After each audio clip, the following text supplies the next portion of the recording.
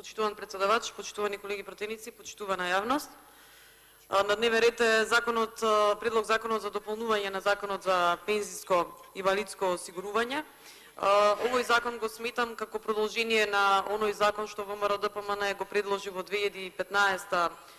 година и дефинитивно ми се наметнуваа истите дилеми и прашања во однос на каква е категоријата на луѓе што ќе се опфатат со овој предлог закон. Сметам дека колкава и да е добро да се опфатат. Подоцна ќе спомнам за периодот кога се носи законот. Имено овој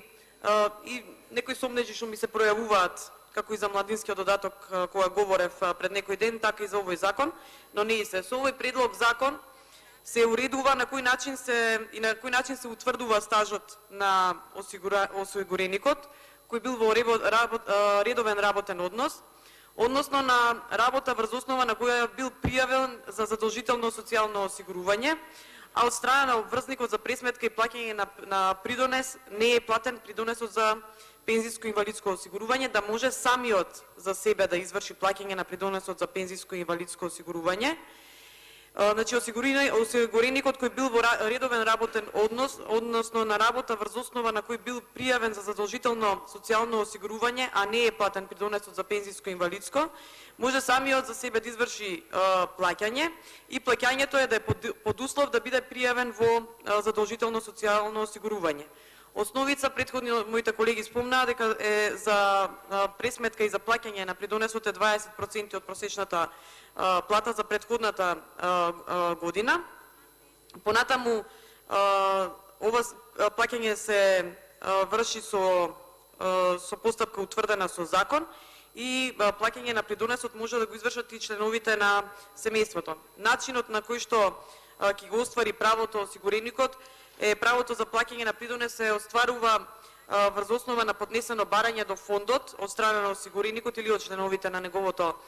семејство и формата и содржината на барањето ги пропишува министерот за труд и социјална политика во рок од 30 дена од денот на влегување на сила на овој закон. Понатаму условите кои што треба да ги исполнува осигуреникот е, како што кажав, да биде пријавен во задолжително социјално осигурување, придонесот за пензиско и инвалидско осигурување за периодот за кој осигуреникот бил пријавен во задолжително социјално осигурување не е платен, односно не е целосно платен, што се утврдува со записник во фондот и на база, значи, обврзникот за плаќање на придонес да е во стечај или осигуреникот да е одјавен од осигурување или обврзникот избришан од регистрите кои се водат во Централниот регистар на Република Македонија или друг регистар пред преземање на Централниот. И на база на овие услови кои што се пропишани во овој предлог закон, потоа Фондот за пензиско и инвалидско издава решение за плаќање на придонесите. Како што кажав, и претходно во 2015 година ВМРО-ДПМН имаше поднесено оваков закон, исто на дополнување на членот 107 од А до Д, за да сега продолжи на дополнувањето од 107Ѓ до 107Ц. Во тој период се опфати со тоа законско решение, разликата беше само што имаше за неплатени придонеси рок, значи до 31 декември 2008 година, и сметам дека во тој период прво тој предлог закон беше на барање на голема категорија на луѓе, работници кои што доаѓаа од пропаднати фирми или поради стечај или некоја друга причина, веќе подолг период не постоеле фирмите, а ги немале подмирено придонесите за пензиско и инвалидско осигурување и мислам дека тогаш станувало збор за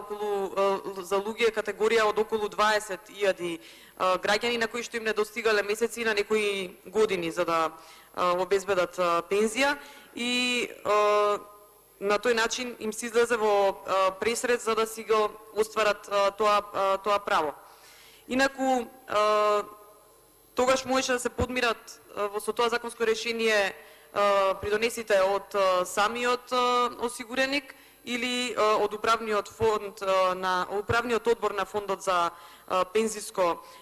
инвалидско и сметам дека се опфати една поголема категорија на луѓе. Инаку морам да напоменам дека во тек на Комисијата за труд и социјална политика. Мислам дека по не знам кој пат во ова собрание се